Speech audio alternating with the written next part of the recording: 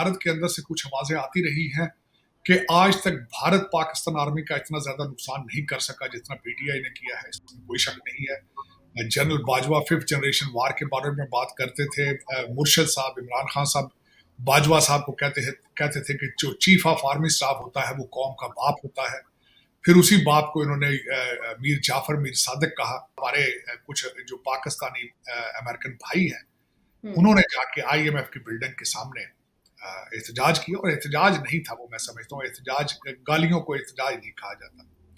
उन्होंने पाकिस्तान आर्मी के जर्नैलों के नाम ले लेकर वहां पे उन्होंने मजाक उड़ाया, उसका ज्यादती की। अब आईएमएफ की बिल्डिंग क्या है, तकरीबन 2 ब्लॉक दूर है व्हाइट हाउस से, 1 ब्लॉक दूर है वर्ल्ड बैंक की बिल्डिंग से, और स्टेट डिपार्टमेंट से 4-5 ब्लॉक दूर है। सारी दुनिया ने वो तमाशा देखा है। लेकिन मैं आज इस चीज का, मुझे इन पे कोई एतराज नहीं है। मुझे एतराज है जिन्होंने अभी तक 9 मई के फैसले नहीं किए। मैं भारत के इलेक्शन के बारे में बताऊंगा कि भारत क्योंकि दुनिया की सबसे बड़ी जमहूरियत कंसिडर होती है, मोदी साहब 73 साल के हो जाएंगे और पहले कैंडिडेट होंगे जो जवाहरलाल नेहरू के बाद तीसरी दफा इलेक्शन लड़ेंगे। और इसके बाद उनका कॉन्स्टिट्यूशन कहता है 75 साल के बाद आप इलेक्शन नहीं लड़ सकते, तो मोदी साहब का ये आखिरी इलेक्शन होगा। और तकरीबन 12,000 करोड़ रुपीस इकट्ठा किया गया इलेक्टोरल बॉन्ड के जरिए, 1.5 बिलियन डॉलर उसकी रकम बनती है। क्रिटिसाइज भी किया जाता रहा क्योंकि सबसे ज्यादा रेसिपिएंट जो है इलेक्टोरल बॉन्ड जो बिके हैं वो बीजेपी, उसकी सबसे ज्यादा उन्होंने पैसे लिए हैं, और इंटरनेशनल कम्युनिटी उसको क्रिटिसाइज करती रही है। जो एंटी बीजेपी लोग हैं वो भी उसको क्रिटिसाइज करते रहे हैं कि ये पैसे लेकर तो फेवर्स दी जाती रही है। उनमें से राजीव कुमार साहब हैं, दूसरे एक सरदार हैं। राजीव कुमार साहब ने स्टेटमेंट दी है कि हम जमहूरियत को हिंदुस्तान के हर कोने में ले जाएंगे। बहुत बड़ी स्टेटमेंट है। अब देखते हैं कि ये इलेक्शन किस तरह होते हैं, इसके रिजल्ट क्या आते हैं। लग यही रहा है, फोरकास्ट तो यही है कि मोदी साहब इलेक्शन जीतेंगे। His popularity is rise. वो जो पन्नू साहब है खालिस्तान के लिए नारे लगाए, उनकी प्रॉपर्टियां इंडिया के अंदर जब्त कर ली गई। अमेरिका के अंदर बार बार कहा जाता है कि इमरान खान और डोनाल्ड ट्रंप एक ही चीज है, एक ही चीज है। लेकिन यहाँ पे जिन लोगों ने 6 जनवरी के ऊपर जिनको पकड़ा गया था, 18 साल की सजाएं उनको दी गई थी। और दूसरा शहबाज शरीफ साहब, जिनका अपना नाम स्पीड है और वो मशहूर हैं कि बड़े बड़े प्रोजेक्ट्स को दिनों में कंप्लीट करने के।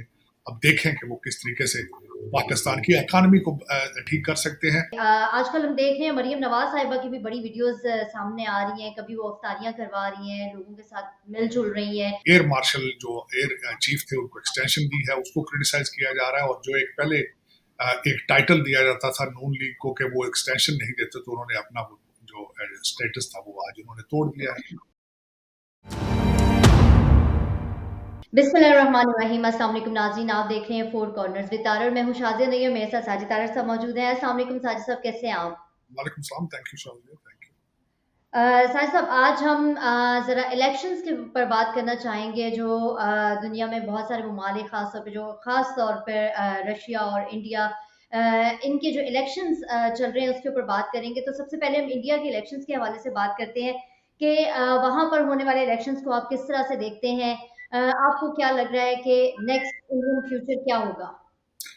देखिए 2024 अगर देखा जाए तो ये इलेक्शनों का साल है। तकरीबन आधी दुनिया में इलेक्शन होने वाले हैं, बड़े बड़े मुल्कों के अंदर इलेक्शन है। अभी रिसेंटली बांग्लादेश और इजिप्ट के अंदर इलेक्शन हुए, पाकिस्तान के अंदर इलेक्शन हुए। अब जो शेड्यूल जो है वो आ चुका है कि अप्रैल 19 से जून 4 तक 7 फेजेस के अंदर भारत के अंदर इलेक्शन होंगे। मैं भारत के इलेक्शन के बारे में बताऊंगा कि भारत क्योंकि दुनिया की सबसे बड़ी जमहूरियत कंसिडर होती है, वहां पे तकरीबन 970 मिलियन लोग जो हैं वो वोट डालेंगे। और अगर इनको कैलकुलेट किया जाए तो ये अमेरिका, रशिया और यूरोपियन यूनियन की आबादी के मुताबिक उनके वोटर्स हैं। वहां पे तकरीबन 15 मिलियन से ज्यादा वर्कर होंगे वोटर के। मोदी साहब 73 साल के हो जाएंगे और पहले कैंडिडेट होंगे जो जवाहरलाल नेहरू के बाद तीसरी दफा इलेक्शन लड़ेंगे। और इसके बाद उनका कॉन्स्टिट्यूशन कहता है 75 साल के बाद आप इलेक्शन नहीं लड़ सकते, तो मोदी साहब का ये आखिरी इलेक्शन होगा। इस हवाले से मजीद देखी जाए तो 543 सीट्स हैं इस वक्त। और इस वक्त जो टारगेट है बीजेपी का, वो अक्सर कहते हैं कि 400 हम इस दफा लेंगे सीटें 400, लेकिन फिर भी काफ़ी सीटें पिछले अपने पहले उनकी 303 सीटें हैं, लेकिन इस दफ़ा वो इससे शायद ज़्यादा चले जाएं। अब दूसरी उसमें जो पाकिस्तान के हवाले से थोड़ा डिफरेंट है वहाँ से, कि उन्होंने अगले दिन अपने इलेक्ट्रल बॉन्ड जो है वो डिक्लेयर किए कि हमें डोनर्स कौन कौन है हमारे, तो तकरीबन 22,000 बॉन्ड जो है वो बिके, और उनमें सबसे ज़्यादा 1262 थे उनके डोनर थे, और तकरीबन 12,000 करोड़ रुपीस इकट्ठा किया गया इलेक्ट्रल बॉन्ड के जरिए। 1.5 बिलियन डॉलर उसकी रकम बनती है, लेकिन आधी से ज्यादा रकम सिर्फ 20 लोगों ने दी है। पिछले दिनों एक शख्स जो जिनको लॉटरी किंग कहा जाता है, जिनकी गेमिंग और होटल इंडस्ट्री के अंदर उनकी 13 स्टेटों के अंदर कारोबार है, इंटरनेशनल कम्युनिटी में वो काफी, इंटरनेशनल मीडिया में वो काफी पॉपुलर रहे, क्योंकि उन्होंने सबसे ज्यादा उन्होंने डोनेट किए, पैसे दिए, खरीदे इलेक्ट्रल बॉन्ड। दूसरा इसी के हवाले से क्रिटिसाइज भी किया जाता रहा, क्योंकि सबसे ज्यादा रेसिपिएंट जो है इलेक्ट्रल बॉन्ड जो बिके हैं वो बीजेपी, उसकी सबसे ज्यादा उन्होंने पैसे लिए हैं, और इंटरनेशनल कम्युनिटी उसको क्रिटिसाइज करती रही है। जो एंटी बीजेपी लोग हैं वो भी उसको क्रिटिसाइज करते रहे हैं कि ये पैसे लेकर तो फेवर्स दी जाती रही है, करप्शन है दर हकीकत, कहते रहे। लेकिन 6 हफ्ते की मैराथन होगी, इलेक्शन होगा, और मैंने जिस तरह आपको बताया है कि उनके 7 फेजेस हैं, पूरे भारत में 7 फेजेस के अंदर इलेक्शन होगा। तो दुनिया की सबसे बड़ी जमहूरियत है। जो उनके इलेक्शन कमीशन के इंचार्ज हैं उनमें से राजीव कुमार साहब हैं, दूसरे एक सरदार हैं। राजीव कुमार साहब ने स्टेटमेंट दी है कि हम जमहूरियत को हिंदुस्तान के हर कोने में ले जाएंगे। बहुत बड़ी स्टेटमेंट है। अब देखते हैं कि ये इलेक्शन किस तरह होते हैं, इसके रिजल्ट क्या आते हैं। लग यही रहा है, फोरकास्ट तो यही है कि मोदी साहब इलेक्शन जीतेंगे, हिज पॉपुलैरिटी इज राइज, लेकिन let's see what happens. Sajid साहब, मेरा अगला क्वेश्चन पाकिस्तान के हवाले से है। हम लोग देखते हैं कि दीगर ममालिक में कभी भी आर्मी के खिलाफ कैंपेन्स नहीं चलती हैं, नेगेटिव कैंपेन्स होती होंगी लेकिन इस हद तक नहीं चल रही होती हैं। लेकिन अगर हम पाकिस्तान की बात करें तो पाकिस्तान में पिछले कुछ अरसे में नेगेटिव कैंपेन्स का बहुत ज़्यादा ट्रेंड रहा है और अभी भी वो चल रहा है। उस हवाले से आप क्या कहना चाहेंगे? ख़ास तौर पे हमारी जो एक सियासी जमात है पीटीआई, उनकी तरफ से बहुत गलत किस्म की जो कैंपेन्स हैं वो चलाई जाती हैं सोशल मीडिया के ऊपर, और क्योंकि सोशल मीडिया की रीच जो है वो पूरी दुनिया में है इस वक्त, तो पाकिस्तान की बहुत जग हसाई होती है इस हवाले से, और जो दीगर ममालिक हैं वो इसका फ़ायदा भी उठाने की कोशिश करते हैं जिनके साथ पाकिस्तान के ताल्लुकात अच्छे नहीं हैं। आप इस तमाम तर सूरत हाल को किस तरह देखते हैं? मुझे इतराज है इन चीज़ों के ऊपर। भारत के अंदर से कुछ आवाज़ें आती रही हैं कि आज तक भारत पाकिस्तान आर्मी का इतना ज़्यादा नुकसान नहीं कर सका जितना पीटीआई ने किया है, इसमें कोई शक नहीं है। जनरल बाजवा 5th जनरेशन वार के बारे में बात करते थे। मुर्शद साहब, इमरान खान साहब बाजवा साहब को कहते थे कि जो चीफ ऑफ आर्मी स्टाफ होता है वो कौम का बाप होता है। फिर उसी बाप को इन्होंने मीर जाफर, मीर सादिक कहा। फिर इन्होंने 9 मई किया और उन शुहदा की जाके यादगारों पे इन्होंने ज्यादती की। कोर कमांडर लाहौर, जो कि वो कोर कमांडर है जिसकी कोर इंडिया के साथ बॉर्डर पे जो हिफाजत के लिए खड़ी थी, तो उसकी पतलून तक जाके मुर्शद के भांजे ने जलाई, फिर उसका मजाक उड़ाया गया। लेकिन अभी रिसेंटली जो मैं समझता हूँ, जिसको मुझे एतराज है इस चीज का, कि पहले आईएमएफ को लेटर लिखा गया कि पाकिस्तान को पैसे ना दिए जाए, हालांकि आईएमएफ ने आगे से जवाब दिया था कि हम फाइनेंशियल इंस्टीट्यूट हैं, हमारा सियासत के साथ कोई तल्लक नहीं है, और वो वाकई ही अपोजिशन पार्टीज के साथ वो डील नहीं करते, वो तो स्टेट टू स्टेट डील करते हैं वो।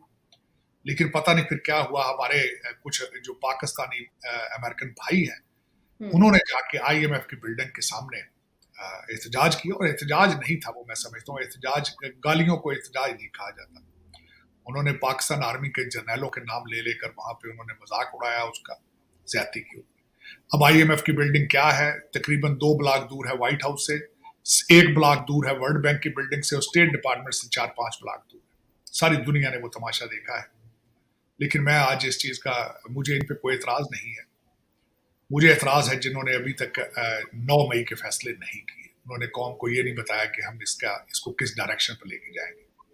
अमेरिका के अंदर बार बार कहा जाता है कि इमरान खान और डोनाल्ड ट्रंप एक ही चीज है, लेकिन यहाँ पे जिन लोगों ने 6 जनवरी के ऊपर जिनको पकड़ा गया था, 18-18 साल की सजाएं उनको दी गई थी।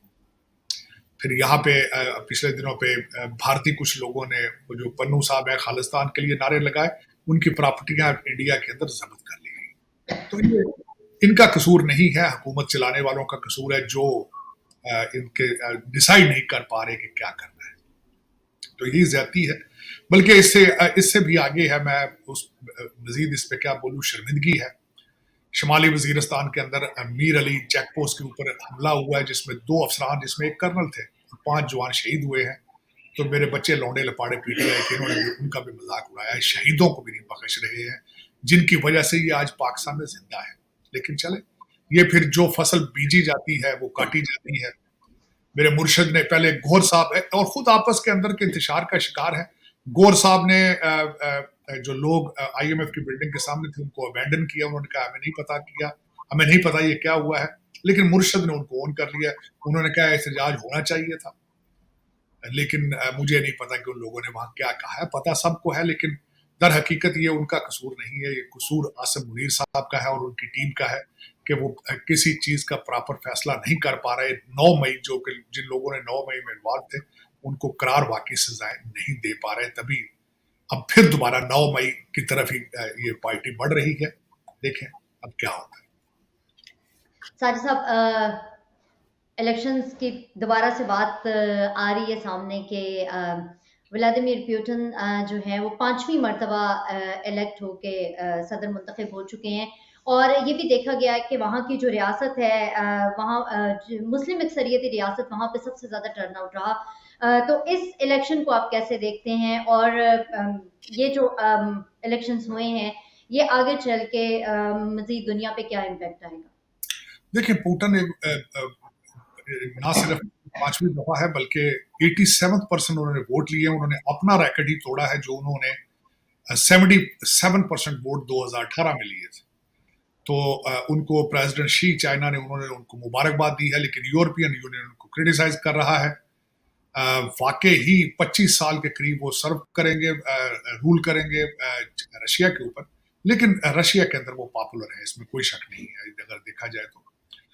दूसरा, इस टर्म अपने के बाद वो 71 ईयर्स हो जाएंगे। इस वक्त ट्रेंड ये भी है, ज्यादातर जो लोग इंटरनेशनल लीडर हैं वो 70 प्लस हैं, बल्कि अमेरिका के जो लीडर हैं वो तो 80 प्लस होते जा रहे हैं। लेकिन एक बात कोट करना चाहूंगा कि इलान मस्क ने पिछले दिनों ट्वीट किया था। उन्होंने कहा कि दुनिया में जहां जहां भी कंट्रीज के अंदर जमहूरियत डिक्लाइन में है और अथॉरिटेरियनिज्म एस्टेब्लिशमेंट राइज पर है। तो उसकी आप मिसाल देख रहे हैं कि इस वक्त लोग जो है, जिस तरह मोदी साहब तीसरी टर्म में जाएंगे, इसी तरीके से पुतिन साहब भी आगे जिस तरह 25 साल के करीब ऑलमोस्ट ये सर्व करेंगे। उनके मजीद 6 साल और अभी इनको आज जो इलेक्शन जीता है उसके बाद वो 6 साल मजीद सर्व करेंगे। यूक्रेन के प्रेसिडेंट ने कहा है कि पुतिन को ताकत का नशा है और वो एडिक्टेड हो चुके हैं। 3 दूसरे कैंडिडेट इनके खिलाफ थे, लेकिन उन्होंने 87% वोट लेके एक रैकेट कायम किया। तो साजिद साहब, आपको लगता है कि रशिया जो है वो नेक्स्ट जो है, जो उनके प्लान्स हैं, जिस तरीके से वो अपना असर रसूख बढ़ा रहे हैं, तो पुतिन साहब का इसमें मेन रोल है जिस तरह से वो लेकर चल रहे हैं? इसी तरह अगर हम इंडिया में देखें तो मोदी साहब जो हैं, मोदी जी की भी उसी तरह से कैंपेन्स चलती है। मोदी जी भी इंडिया में बहुत पॉपुलर है। तो ये दोनों ममालिक जो हैं वो एक जो पावर पॉलिटिक्स है, क्या आप समझते हैं ये उसमें है और दुनिया पे रूल करने की पोजीशन में है इस वक्त? देखिए, इस वक्त जो कुछ भी दुनिया में हो रहा है वो अमेरिका की वीक फॉरेन पॉलिसी की वजह से हो रहा है। उसकी वजह से एक वैक्यूम क्रिएट हुआ है। उसमें जो सबसे बड़ा ब्लॉक बना है वेस्टर्न सिविलाइजेशन के खिलाफ, वो रशिया और चाइना का अलायंस है। उन दोनों ने मिलकर जो काम आप किए हैं आप सोच नहीं सकते। एक तो, और दूसरा, उनको आप रशिया को ज्यादा ब्लेम भी नहीं कर सकते। नेटो की जितनी एक्सपेंशन है वो सारी इन्होंने रशिया की बिल्कुल डोर स्टेप्स के ऊपर की है। पिछले दिनों में जो 10 नए नेटो के मेंबर थे वो ज्यादा से ज्यादा बिल्कुल रशियन बॉर्डर के साथ है। इन्होंने रिसेंटली स्वीडन को मेंबरशिप दी है, उसका बॉर्डर मिलता है रशिया के साथ। तो जब आप नेटो एक्सपेंड करके उनके आसपास ले जाएंगे, उनको प्रोवोक करेंगे, तो फिर उसका रिजल्ट यही होगा, वो यूक्रेन में अपना। और दूसरा सबसे बड़ी बात यह है कि पुतिन इज अ नेशनलिस्ट। वो अपनी मदर रशिया, अपनी जो उनकी पुरानी रशिया थी जिस तरह वो स्ट्रांग थी, वो उसको दोबारा रिस्टोर करने की ख्वाहिश रखते हैं। और जिस तरीके से उन्होंने यूक्रेन के अंदर अपनी जंग लड़ी है, अमेरिका की सैंक्शंस नाकाम रही हैं, जितना पैसा उन्होंने अपना तेल एक्सपोर्ट करके बनाया है पिछले दिनों में, रूबल पिछले साल की बेस्ट परफॉर्मिंग करेंसी थी, तो उसका क्रेडिट जो है वो सारे का सारा पुतिन को जाता है। इसी वजह से उन्होंने 87% वोट लिए हैं। और मैं समझता हूँ ये जो नया अलायंस है प्रेसिडेंट शी चाइना का और रशिया का, it is not good for the Western powers, बिलखसूस अमेरिका। उसमें America is on the last on the run. जो बाइडन तो जिस तरह मैं बताया बहुत ज़ईफ हो चुके हैं। बराक ओबामा पिछले 12 साल से इस कंट्री को चला रहे हैं, लेकिन प्रेसिडेंट शी और पुतिन इनको बड़े अरसे से जानते हैं, पुराना सीरिया से लेकर अफगानिस्तान तक उन्होंने इनकी फेल पॉलिसियां देख ली हैं, इसीलिए ही इज प्लेइंग क्रीज से बाहर निकल कर खेल रहे हैं, ना सिर्फ पुतिन बल्कि प्रेसिडेंट शी। साजिद साहब, यूके में भी इलेक्शन ईयर चल रहा है, वहाँ पर भी इलेक्शंस का दौर-दौरा है और इसके साथ-साथ अगर हम अमेरिकन इलेक्शंस की बात करें तो आपको क्या लग रहा है कि अमेरिकन इलेक्शंस किस तरफ जाएँगे? अमेरिकन इलेक्शन जो है इस वक्त डोनाल्ड ट्रंप साहब पॉपुलर हैं और उनका सबसे बड़ा, उनको जिस चीज़ की सपोर्ट है वो बाइडन की अपनी परफॉर्मेंस है। इस वक्त अगर देखा जाए तो बॉर्डर बिल्कुल ओपन खुले हैं, 3-3, 4-4 लाख हर महीने लोग आ रहे हैं। अमेरिका का हर सिटी जो है, हर शहर जो है वो गाजा बन चुका है। वहाँ पे पुलिस बुलाएं तो पुलिस नहीं आती है। डिफेंडिंग पुलिस कैंपेन है, पुलिस को अबॉलिश करना चाहते हैं, जुडिशरी काम नहीं कर रही है। और अमेरिका एक केयास डिवाइडेड है ब्लू और रेड स्टेटों में। और देखा जाए तो इस वक्त लोग बेजार हैं, इन्फ्लेशन से बेजार हैं, और बिल्कुल केयास है। बाइडन साहब की हुकूमत कहीं भी नजर नहीं आती है। और ऐसे हालात में अगर देखा जाए तो डोनाल्ड ट्रंप साहब के शवाहिद नजर आ रहे हैं। अगर इलेक्शन फेयर हुए तो Donald Trump will be the next president. Sajid साहब, मेरा आखिरी क्वेश्चन होगा। हमने ऑलमोस्ट सारे क्वेश्चंस के ऊपर जो डिस्कस हम करना चाह रहे होते हैं, जो कर रहे हैं। पाकिस्तानी पॉलिटिक्स के हवाले से आप क्या कहेंगे? आजकल हम देख रहे हैं मरीम नवाज़ साहिबा की भी बड़ी वीडियोस सामने आ रही हैं, कभी वो अफ्तारियाँ करवा रही हैं, लोगों के साथ मिल-जुल रही हैं। आपको क्या लगता है उनकी ये जो सोशल एक्टिविटीज़ चल रही हैं, ये उनकी जो पॉलिटिक्स है उसके ऊपर कोई पॉजिटिव इम्पैक्ट आएगा? एंड ओवरऑल जो पाकिस्तान की पॉलिटिकल सिचुएशन है उसको आप किस तरह से देखते हैं? देखिए, 2-4 वाकयात जो हैं वो रिसेंटली अभी हुए, जिसको आज मैं डिस्कस करना चाहता हूँ, जिसको इस वक्त इस्लामाबाद और वाशिंगटन डीसी के हल्के डिस्कस कर रहे हैं। 2 चीज़ें, एक तो उन्होंने एयर मार्शल जो एयर चीफ थे उनको एक्सटेंशन दी है, उसको क्रिटिसाइज किया जा रहा है। और जो एक पहले एक टाइटल दिया जाता था नून लीग को कि वो एक्सटेंशन नहीं देते, तो उन्होंने अपना जो स्टेटस था वो आज उन्होंने तोड़ दिया है। दूसरा, उसके बाद आज उन्होंने कैबिनेट के अंदर भी चेंजेस की हैं, नए नए पोर्टफोलियो साइन किए हैं, तो वो भी एज ए वीकनेस लिया जा रहा है। दूसरा, मरियम नवाज साहिबा जो है उन्होंने कई मीटिंग्स के अंदर देखा गया, लोग जो क्रिटिसाइज कर रहे हैं कि वहाँ ना सिर्फ मरियम नवाज बैठती हैं उन मीटिंग्स में, बल्कि नवाज शरीफ साहब भी बैठते हैं, हालांकि वो एमएनए है, एमपीए नहीं है। तो इस वक्त तक, और दूसरा अगर देखा जाए तो it will be too early to say कि इनकी परफॉर्मेंस कैसी रही है। अभी दिन बहुत थोड़े हुए हैं, लेकिन जो फेडरल कैबिनेट है उसमें बड़े अच्छे अच्छे नाम हैं। औरंगजेब साहब जो कि डच सिटीजन है, उन्होंने अपनी सिटीजनशिप छोड़ने का ऐलान किया है। अमेरिकन एजुकेटेड हैं, वार्टन बिजनेस स्कूल से पढ़े हैं, यूपेन का वो हिस्सा है वहाँ से। और फिर उसके बाद उन्होंने सिटी बैंक और जेपी मॉर्गन में ट्रेनिंग ली है। It's big names. अब लेकिन देखते हैं, इससे पहले हालांकि मिफ्ता इस्माइल साहब भी यूपेन से पढ़े थे, हसन इकबाल साहब भी यूपेन से पढ़े हैं। उसके बाद खाकान अब्बासी साहब जो है वो जॉर्ज वाशिंगटन से पढ़े हैं। लोग तो इनके पास तालीम तो बहुत है, लेकिन पिछली तालीम अभी तक काम नहीं आई। अब देखें आने वाले दिनों में क्या होता है। उसमें मोहसिन नकवी साहब का नाम है कैबिनेट के अंदर, जिनके पास 1.5 साल का बड़ा सक्सेसफुल एक्सपीरियंस है लाहौर का। उसमें आजम नजीर ताड़ साहब हैं, उनकी परफॉर्मेंस जबरदस्त रही है। और ऐसे बड़े स्ट्रॉन्ग नाम हैं, अताउल्लाह तारड़ साहब हैं कैबिनेट में, बड़े मंझे नाम हैं। लेकिन अब देखें, it will be too early to say. और दूसरा, शहबाज शरीफ साहब जिनका अपना नाम स्पीड है, और वो मशहूर हैं कि बड़े बड़े प्रोजेक्ट्स को दिनों में कंप्लीट करने के। अब देखें कि वो किस तरीके से पाकिस्तान की इकानमी को ठीक कर सकते हैं। और दूसरा सबसे बड़ा वाकया ये जो आज की इंटरनेशनल कम्युनिटी और इस वक्त CNN और अल जजीरा पे चल रहा है, जो शुमाली वजीरिस्तान के अंदर 7 फौजी शहीद किए गए थे, उसके रिटेलिएशन के अंदर हमारी एयरफोर्स ने अफगानिस्तान के अंदर घुस के हमला किया, जिसमें 8 लोग वहां पे मारे गए हैं। लेकिन उसके बाद तालिबान ने पाकिस्तान को धमकी दी है कि हम भी इसके बाद इसका बदला लेंगे। लेकिन मेरे ख्याल में मैं इसको सपोर्ट करूंगा कि अनफ इज अनफ। पाकिस्तान को बड़े अरसा तालिबान जो है वो हॉस्टेज बना के रखा है उन्होंने, टीटीपी ने। मेरे ख्याल में दहशत गर्दी को रोकने के लिए पाकिस्तान की सालमियत के लिए जरूरी है कि दहशत गर्दों को करार वाकई सजा दी जाए।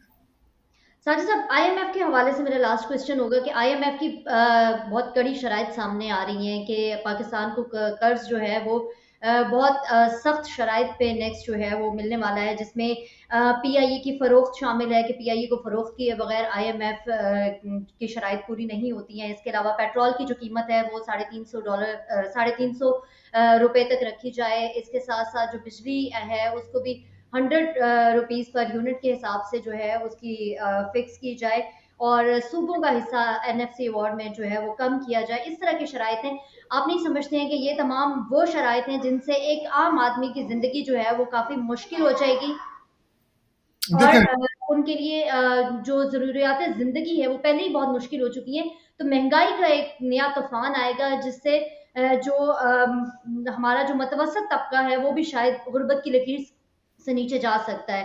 तो आप इस तमाम तर सूरत हाल को किस तरह से देते हैं? अनफॉर्चुनेटली अगर देखा जाए तो अभी तक किसी भी पार्टी के पास पाकिस्तान को गुर्बत से निकालने और आईएमएफ की जान से छुड़ाने के लिए किसी के पास कोई रोड मैप मौजूद नहीं है। किसी ने कोई एक स्ट्रॉन्ग इकोनॉमिक प्लान नहीं दिया जिससे पाकिस्तान के माशी प्रॉब्लम सॉल्व हो सके। अब आईएमएफ जब जाएगा तो अंडरस्टूड है कि वो बजट आपका वो खुद बनाएंगे।